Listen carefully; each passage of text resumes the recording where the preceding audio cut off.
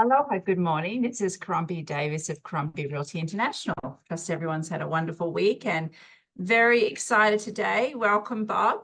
Bob Pennypacker, I met while I was visiting the Napa area. Actually, we had a beautiful lunch in Healdsburg he took us to. Thank you once again. It was stunning. And Bob is a realtor, in the California's wine country in Napa and Sonoma. And just to tell you a little bit about Bob and why we enjoyed our visit so much together, his approach to life and business is, evidence in his tagline when he professionally advertises himself. And he says, ahead of the curve. And that defines and drives his success in the wine country and especially the luxury real estate market.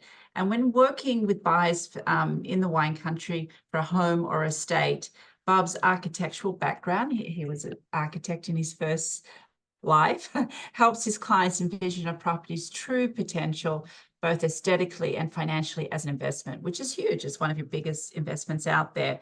And in his role as a respected wine country luxury real estate broker, Bob stock in trades, his ability is to keep his clients ahead of the course, spotting opportunity before others, and also proactively anticipating potential issues, as there's always some issues when you're buying or selling, and keeping people educated before that happens and keeping them very calm, which, Bob, I loved you pointing that out because that's a big part of a very good broker in today's world. Anyway, welcome. That was and I just had to, that's why we just enjoy each other, because we go above and beyond for our clients and we love what we do. And, and having an architectural background just must be fantastic, selling some of these estates and homes with such unique architecture in the wine country. But tell me, how is the market going? Everyone wants to know, how's the market? How's the market? Yeah. Anyway, first of all, it's really a pleasure to be participating in this. Thank you for including me.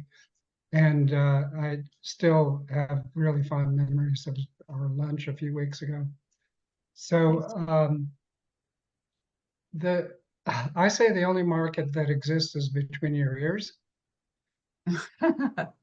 And, you can go out there and, if you're convinced it's a horrible market, that's what you'll find. So it's always a good market. And things aren't moving as fast as they were, of course, during the pandemic. But those couple of years were anomalies. It's a bit slower because I think of a bunch of different factors, but we're still getting things sold. Yes. Everything is very price sensitive, for sure. Yes, exactly. That's what we're finding here. But price right on the point, it will sell relatively in a short time, correct? Right. For example, I had a listing for 2.5 months. We started out just under 3 million. After a month, lowered it by 250,000, and had a few nibbles, but no offers. Then we got it down to just over 2.5, and 5 days later it went into escrow. Yeah, it's interesting. I was showing a home last weekend and it was originally listed a little under 2.5, and they've adjusted the price to 2.295. And just that small fraction of a change is such a psychological change out there. It really is. No, very much so.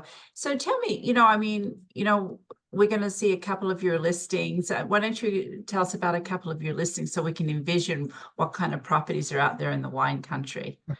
So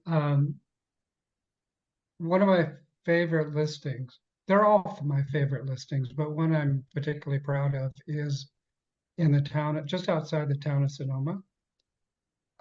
It was designed by a well-known architect in San Francisco as his own home, Daryl Roberson. And he was a amateur astronomer. Oh, okay. So in his weekend dream home, he's built a guest house first and included an observatory. Amazing. And it's really a special property. The property is far enough away from city lights that there's no light pollution for the to interfere with the telescope. And after a few years of living on the property in the guest house, he built the main home, which it's very modern, but super warm. Warm materials. There's stone walls where the stone was quarried from the site. And no, it's just really special. It's about 5,500 square feet on 37 acres. Oh, wow. And we're at 10.75 million on that one. Okay. And then where are the buyers coming from who are looking at a home like that right now? It's been a little bit slow. That price segment is kind of quiet right now, but we Yes. have had a few showings on it, and they're buyers that are home collectors. Okay. Yes. For example, one had a place in Florida, a place in LA, and was looking for a wine country piece to add to his collection. But I think LA, for something like that, LA is probably a pretty good feeder market. Nice. Yeah, just the uniqueness. It's like how you use the word home collectors, some of these unique homes, that's definitely for a home collector. So what he came, the one guy came and looked at it twice, and I thought we might have had him locked in, right? Mm-mm. He brought his buddy, and a big issue in California is fire insurance. Oh, yes. And his buddy brought up, well, what about fire insurance here? And it's always kind of a relief when they say, I'm not going to worry about that.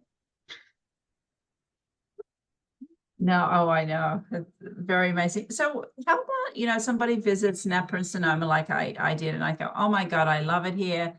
I want to buy a home, but I have no idea where I want to buy, because Napa and Sonoma cover such an extensive area. Where do you start with somebody like that?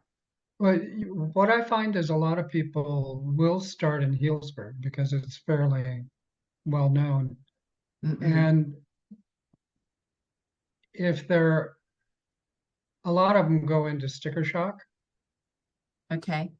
and there are plenty of like really beautiful areas close by that, if they want to be near Healdsburg, we can take them to Northeast Santa Rosa or Windsor, or even go north to Cloverdale. Yes. So, and once you start to get a feel of what really resonates with them, they might even take them down to Sonoma, because you'll find more of what you're looking for down here. And I know you're such an expert on all these areas, because how long have you lived in, Hillsburg or the surrounding areas now? 22 years. 22 years. Incredible. And then Time flies when you're having fun. time really flies. And then the other thing I was going to ask you, how about the general tourist? Like I know, a few years ago when I was saying, oh, I'm going to Napa, Sonoma, I have no idea what hotel I want to stay in, or B&B, or what wineries I want to go to, because there's so many wineries. Where does one start? I'm sure some of our listeners out there would love this information. Well, I would start with past clients of mine who own wineries out in the Dry Creek Valley. Dry Yeah. Creek Valley is kind of the primo wine destination in Healdsburg.